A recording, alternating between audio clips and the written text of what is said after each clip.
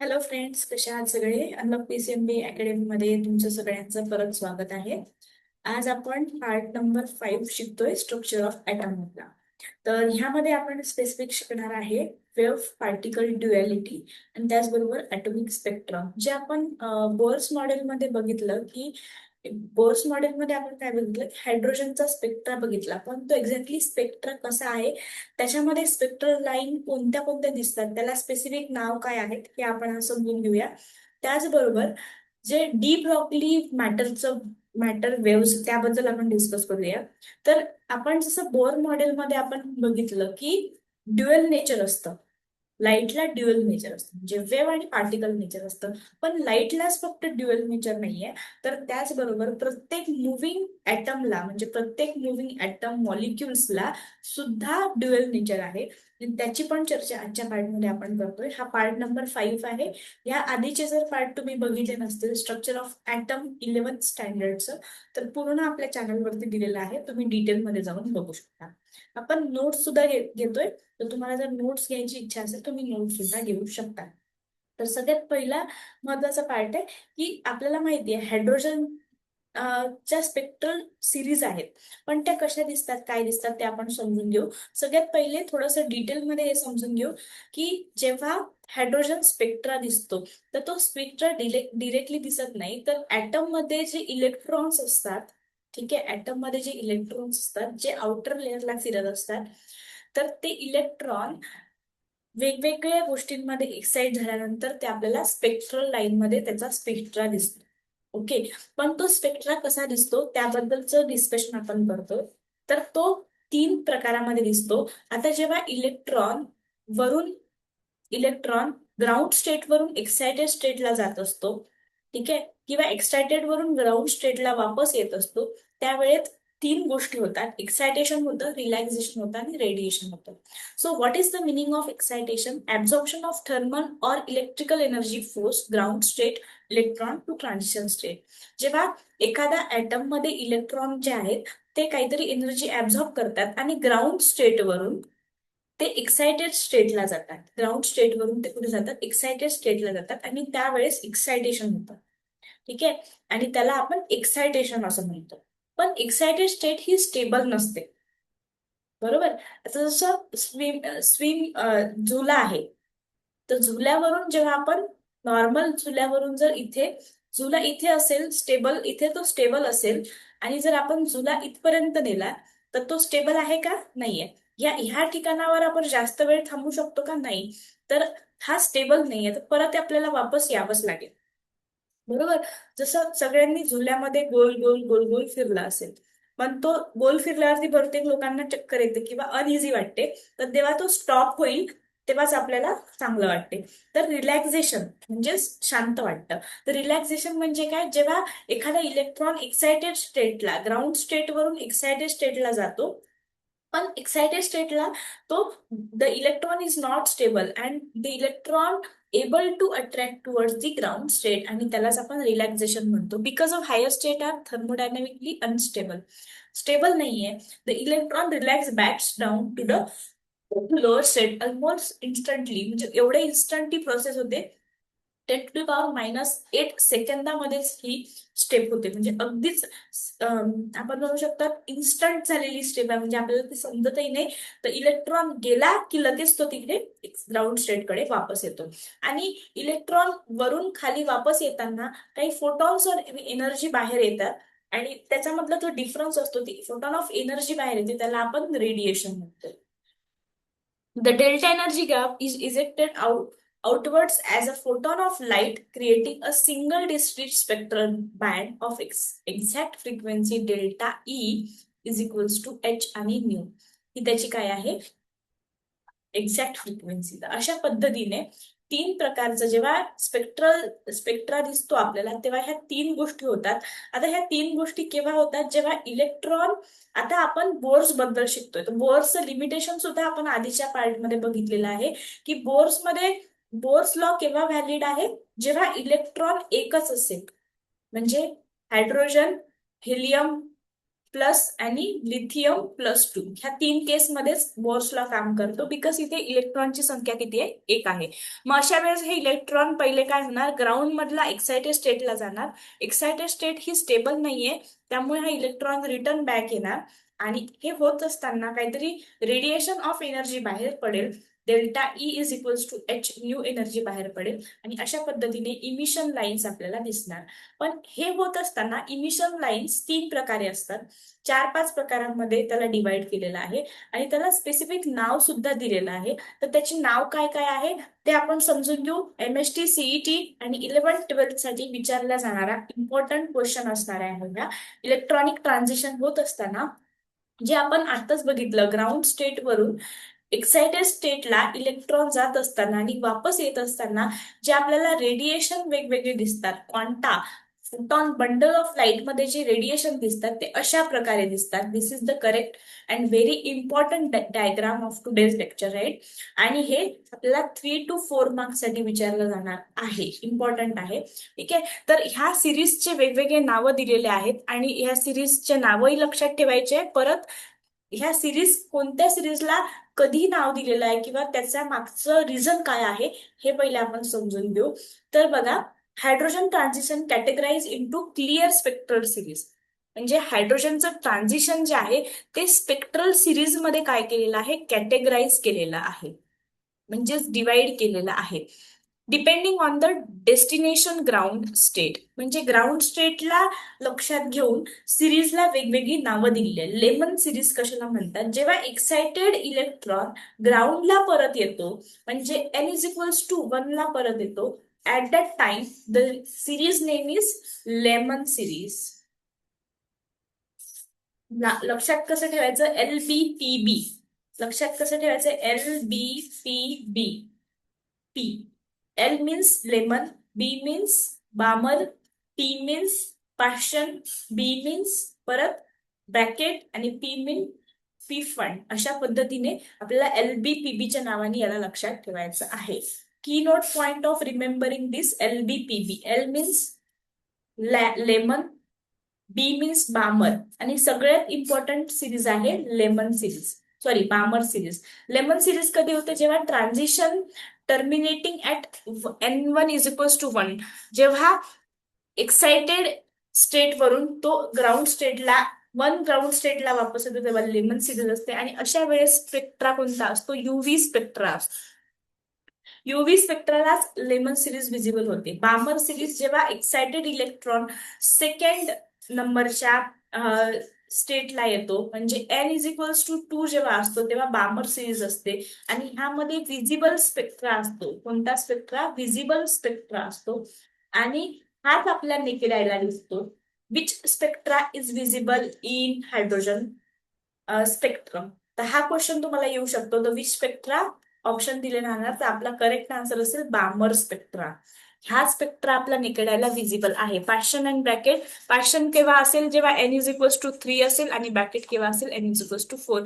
Remember this point. n ची value इन्फिनिटीला जर का गेली, इन्फिनिटी जर गेली, तर नंबर ऑफ ज्या स्पेक्ट्रल लाईन आहे त्या खूप दाट असतील आणि इन्फायनाइट असतील. ठीक आहे. नंबर ऑफ स्पेक्ट्रल लाईन ह्या दाट असतील आणि इन्फायनाइट असतील, बिकॉज तिथे वेवलेंथ काय असेल? वाढलेली असेल. तर अशा पद्धतीने we have discuss the series of spectra here. Series of spectra म्हणजे प्रत्येक स्पेक्ट्राला इथे कॅरेक्टराइज केलेला आहे. परत एकदा रिकॅप मध्ये समजून घेऊ. जेव्हा excited electron n is equals to 1 स्टेटला येतो तेव्हा बामर असतो. हा UV स्पेक्ट्रा आहे, UV मध्ये विजिबल असतो. n इज इक्वल्स टू 2 एक्साइटेडला असेल तर कोणता स्पेक्ट्रा असेल? लेमन, सॉरी, हा लेमन स्पेक्ट्रा आहे. आणि इथे बामर स्पेक्ट्रा असेल. हा विजिबल लाईनला असतो, म्हणजे हाच फक्त आपल्या नेकेड आयला दिसतो. देन पार्शन जेव्हा n इज इक्वल्स टू 3 असेल तर Paschen, n is equals to 4 असेल तर Brackett, n is equals to 5 असेल तर पी फंड. अशा पद्धतीने n is equals to infinity जर का असेल तर नंबर ऑफ स्पेक्ट्रल लाईन वाढत जाणार आणि त्या खूप दाट दाट असणार, कारण वेव्हलेंथ काय असेल? वाढली असेल. तर अशा पद्धतीने स्पेक्ट्रल लाईन आपण डिस्कस केलेला आहे बोर्स मॉडेल मधल्या कालच्या. याला लिमिटेशन काय आहे, N is equals to number of electron एक असेल तेव्हाच ही काम करते. आणि याचं लिमिटेशन काय आहे की फक्त हा ऍटम साठी 1 इलेक्ट्रॉन साठीच व्हॅलिड आहे. पण पुढे डी ब्रॉग्ली मध्ये आपण अजून डिटेलमध्ये समजलेलो आहे. हाय वेटेजचा टॉपिक कॉन्सेप्ट कोणता आहे, N1 इज इक्वल्स टू 2 असेल तर यावेळेस बामर सिरीज असते. बामर सिरीज असते आणि ही सिरीज विजिबल आहे, the only visible spectrum. It is crucial to remember the for examination that the Balmer series is the solitary series in the hydrogen spectrum. Important that falls entirely within a visible region. Visible region किती असतो, 400 nanometre ते 700 नॅनोमीटरला ही visible आहे. आणि ही naked आयला दिसते, त्यामुळे this is very very important. Visible region मध्ये जर तुम्हाला हायड्रोजन सिरीज विचारली तर answer is Balmer series. Every other transition sequence such as lemon, UV, Paschen bracket, Tiffin, IR occurs in band that are completely invisible to human eyes. Other series human eye ला invisible आहे, फक्त बामर series ही visible spectrum मध्ये येत असल्यामुळे ती आपल्यासाठी काय आहे, विजिबल आहे. That's all about today's that lecture of hydrogen spectrum. आता हायड्रोजन स्पेक्ट्रम नंतर ना आपण डी ब्रॉग्ली कडे शिफ्ट करू. सो डी ब्रॉग्ली यांनी काय सांगितलंय, डी ब्रॉग्लीने ड्युअल नेचर सांगितलंय मॅटर्स, म्हणजे प्रत्येक पदार्थामध्ये पण ड्युअल नेचर आहे हे सांगितलेलं आहे. तर हे बघा, ह्या सिरीज मध्ये लेमन सिरीज ही तर इनविजिबल आहे, पण इथे बामर सिरीज जी आहे ती विजिबल आहे. अशा पद्धतीने एनर्जी कन्व्हर्जन व्हिज्युअलायझेशन आपल्याला इथे दिसतं ह्या याच्यावरून. तर अशी डायग्राम तुम्हाला काढायची जर डिस्क्रिप्टिव्ह वे मध्ये जर तुम्हाला क्वेश्चन विचारला तर. तर आता पुढे थोडंसं हायड्रोजन स्पेक्ट्रमचा सिरीज मॅपच समजून घेतो. लेमन सिरीज लोअर स्टेट जेव्हा 1 असेल तेव्हा, अप्पर स्टेट काय आहे, एकच्या नंतरच्या पूर्ण upper state. Ultraviolet electromagnetic region कोणता आहे, युव्ही रिजन. बामर इम्पॉर्टंट आहे, विजिबल रिजन मध्ये आपल्याला दिसते 2 नंतरचे सगळे, पाशन 4 नंतरचे सगळे.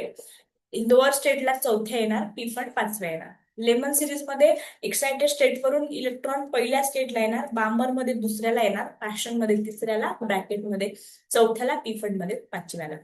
तर अशा पद्धतीने L B P B T हा ट्रिक तुमच्या म्हणजे इनिशियल लेटर लक्षात ठेवायचे. This is the trick of series, right. This is the trick of series. L means Lyman, जेव्हा इलेक्ट्रॉन ग्राउंडला येतो पहिल्या नंबरला येतो. बी मीन्स बामर सेकंडला येतो. पी मीन्स पाशन थर्डला येतो. बी मीन्स बॅकेट कितीला येतो, फोर्थला येतो. पी मीन्स पी फंड 5व्याला येतो.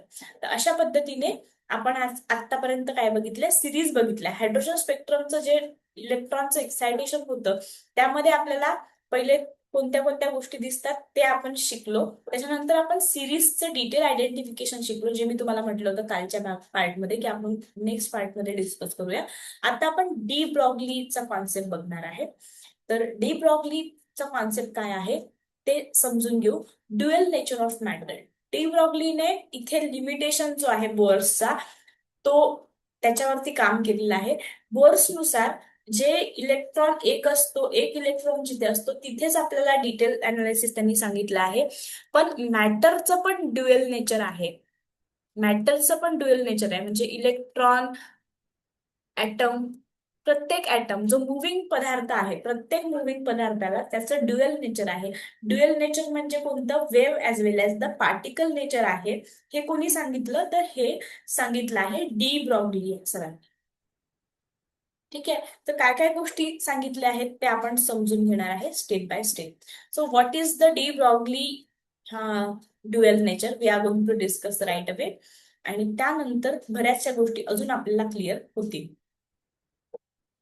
डी ब्रॉग्ली मॅटर वेव्स मध्ये त्यांनी काय सांगितलं, इन 1924 मध्ये त्यांनी काय केलेलं आहे, हे डिस्क्राईब केलेलं आहे. फ्रेंच फिजिसिस्ट होते ते. Matter wave, every moving physical object is accompanied by an intangible wave envelope. त्यांनी सांगितलं की प्रत्येक मुव्हिंग मॅटर जो आहे, पदार्थ जो आहे तो, त्याला पण ड्युअल नेचर आहे, तो वेव्हच्या फॉर्म मध्ये असतो. पण जो जड पदार्थ आहे, मॅक्रोस्कोपिक पदार्थ आहे, त्याच्या वेव्स आपल्याला दिसत नाहीत. आणि याच्यामध्ये त्यांनी फॉरबिडन आणि दोन कॉन्सेप्ट दिलेले आहे, अलॉटेड ऑर्बिट आणि फॉरबिडन ऑर्बिट दिलेला आहे. जर 2πr = n λ जर होत असेल, त्याच वेव्ह अलाउड होतात, आणि जर हे होत नसेल, हे इक्वेशन होत नसेल, तर ते फॉरबिडन वेव्स मध्ये येतात, म्हणजे त्या वेव्स आपल्याला दिसणार नाही. constructive interference n is the integer matter waves. Every moving physical object is wave एन, मतलब त्याला वेव्ह आहे. Bohr validation, de Broglie explain Bohr discrete orbital of standing waves. जे बोर्सनी सांगितलं होतं की इलेक्ट्रॉन कंटिन्यू मूव्ह करेल, तर तो फिक्स नसेल, तो स्वतःच्या न्यूक्लियस मध्ये पडेल, बंबार्ड होईल. आणि इथेच त्यांनी हे लिमिटेशन ला प्रूफ केलेलं आहे की तो स्टेशनरी वेव्ह मध्ये राहतो, त्या वेव्ह ह्या स्टेशनरी असतात. तर हे लिमिटेशन डी ब्रॉगलीने इथे प्रूफ केलेलं आहे. आता अलॉटेड आणि फॉरबिडन काय आहे ते पण समजून घेऊ, म्हणजे अजून चांगल्या पद्धतीने क्लॅरिफिकेशन आपल्याला मिळेल.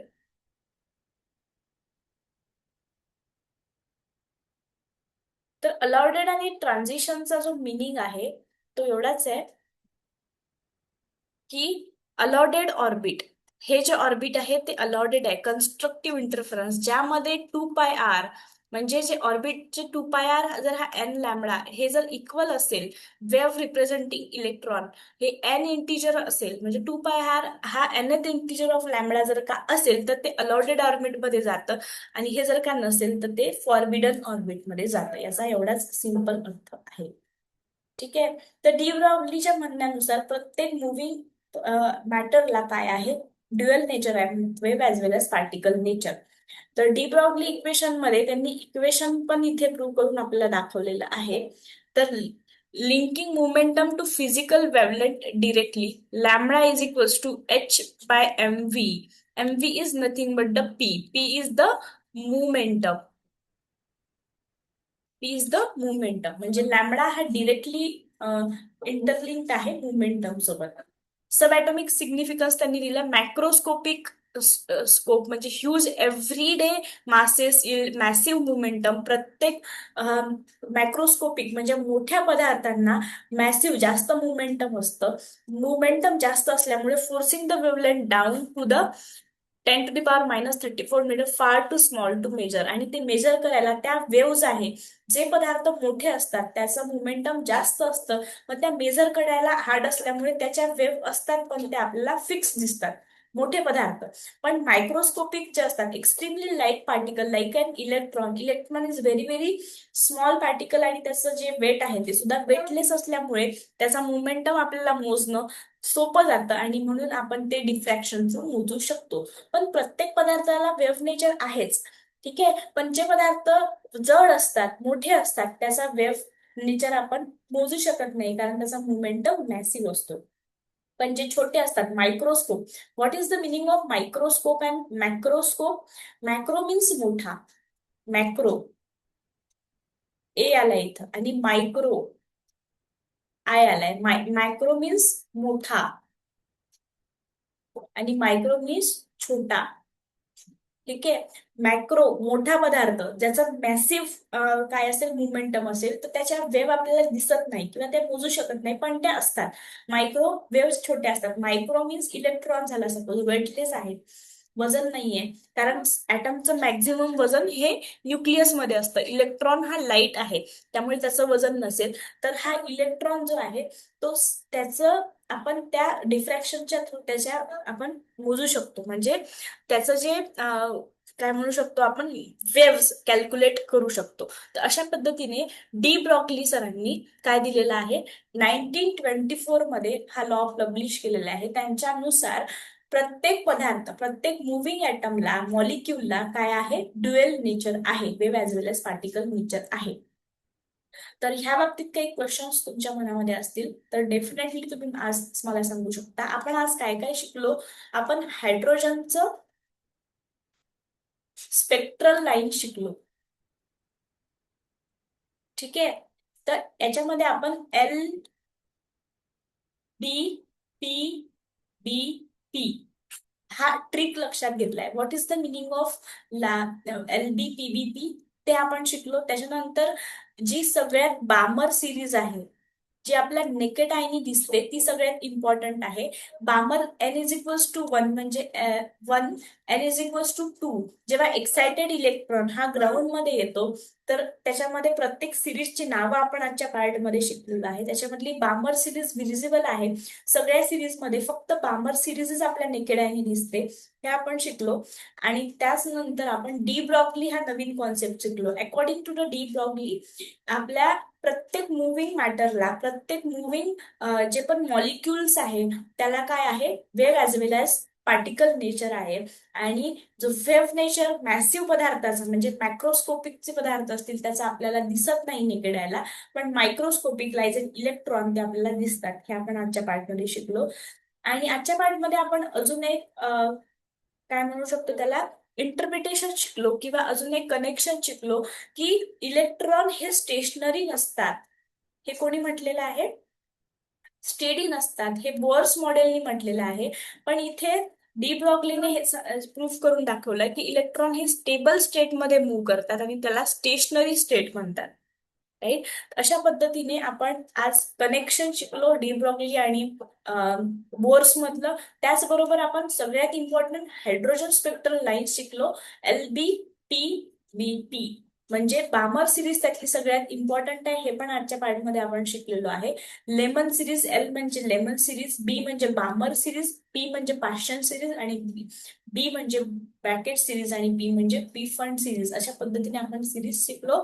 इन्फिनिटीकडे जोपर्यंत एन म्हणजे हायर स्टेट मधून एक्सायटेड स्टेटला जर इन्फिनिटी पर्यंत जर का आपला इलेक्ट्रॉन येत असेल, आउटर मोस्ट इलेक्ट्रॉन, तर अशा वेळेस भरपूर इन्फायनाईट लाईन्स आपल्याला दिसणार आणि त्या लाईन्स काय असेल, खूप जास्त जवळ असेल किंवा near near to the each and every line असेल. तर ह्या गोष्टी आपण डिटेलमध्ये आजच्या पार्टमध्ये शिकलोय. नेक्स्ट पार्टमध्ये आपण हिझनबर्ग अनसर्टन्टी प्रिन्सिपल बघणार आहे. अकॉर्डिंग टू हिझनबर्ग काय काय गोष्टी त्यांनी सांगितल्या ते बघणार आहे. तोही पार्ट खूप महत्वाचा असेल. स्ट्रक्चर ऑफ ऍटम मध्ये आपण खूप इंटरेस्टिंग वेगवेगळ्या थेरॉटिकल प्रत्येक सायंटिस्टच्या गोष्टीच आपण इथे शिकतोय. गोष्टी म्हणजे त्यांनी जे काम केलेलं आहे ते काम आपण बघतोय. तर त्यांनी तर इतकं सगळं काम केलेलं, तर आपल्याला फक्त शिकायचीच गरज आहे, ते समजून घेण्याची गरज आहे. हिझट पण अनसर्टेनिटी प्रिन्सिपल तर थोडासा इथे ट्रिक तुम्हाला देते. इलेक्ट्रॉन फिरत असतात, पण फिरत असताना इलेक्ट्रॉन एक्झॅक्टली कुठे असतात, त्याची स्वतःची निश्चित जागा आहे का, किंवा त्याचा जो आपण म्हणू शकतो त्याची व्हेलॉसिटी, त्याचा वेग आणि त्याची जागा, हे आपल्याला 100% एकाच वेळेस काढता येत नाही. हे अनसर्टनिटी प्रिन्सिपल मध्ये सांगितलंय. एकतर तुम्ही इलेक्ट्रॉनची फिक्स पोझिशन सांगू शकता एका वेळी, किंवा इलेक्ट्रॉनचा स्पीड व्हेलॉसिटी सांगू शकता, वेग सांगू शकता. ह्याबद्दलचा डिटेल चर्चा आपण पार्ट नंबर 6 मध्ये करणार आहे. खूप इंटरेस्टिंग आहे. Heisenberg uncertainty principle is very very important आणि खूप जास्त म्हणू शकतो आपण व्हायरल हा टॉपिक आहे. किंवा प्रत्येक वेळा तुम्हाला हा टॉपिक बघायला मिळेल, प्रत्येकाच्या तोंडून बघायला मिळेल, कारण तेवढाच तो इम्पॉर्टंट आहे. पुढे तुम्ही मास्टर्स बॅचलर्स किंवा कुठेही पुढे गेला तर तुम्हाला हा टॉपिक म्हणजे इम्पॉर्टंट असणारच आहे. बिकॉज हा इलेक्ट्रॉनची पोझिशन बद्दलचं डिटेल डिस्कशन आपण ह्या पार्ट मधून करतो. That's why that part is very very important. So question काही असतील तर कमेंटमध्ये तुम्ही नक्कीच विचारू शकता, जसं मी ऍज युजल तुम्हाला सांगत आलेलीच आहे. आणि येस, नेक्स्ट पार्टमध्ये आपण अनसर्टन्टी प्रिन्सिपल आणि क्वांटम मेकॅनिक्सची सुरुवात कशी झाली त्याबद्दल चर्चा करणार आहोत. ओके, तोपर्यंत bye bye and take care.